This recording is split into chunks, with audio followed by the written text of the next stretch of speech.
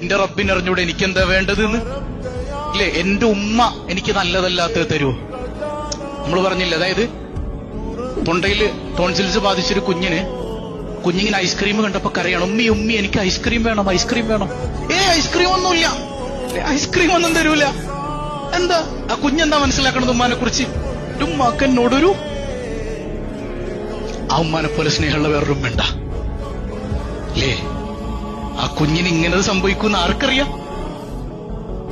എന്നാലും ഉപ്പാനേക്കാൾ എന്റെ ഭാര്യയേക്കാൾ മക്കളേക്കാൾ ഞാൻ എന്നെ സ്നേഹിക്കുന്നതിനേക്കാൾ എന്നെ സ്നേഹിക്കുന്ന ഒരു ഇലാഹ് എനിക്കുണ്ട്, ഒരു റബ്ബ് എനിക്കുണ്ട്.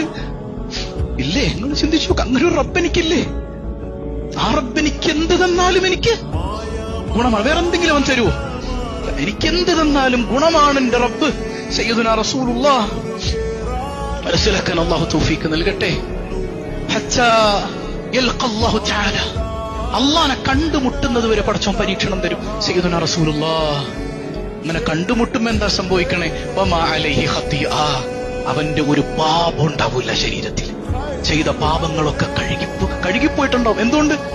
ഈ പരീക്ഷണത്തിൽ അവൻ ഇങ്ങനെ തൃപ്തിപ്പെട്ടതുകൊണ്ട്. എന്തു പാപവും അല്ലാഹു കഴുകിക്കളയും. സയ്യിദുനാ വഹബീബുനാ റസൂലുള്ളാഹ്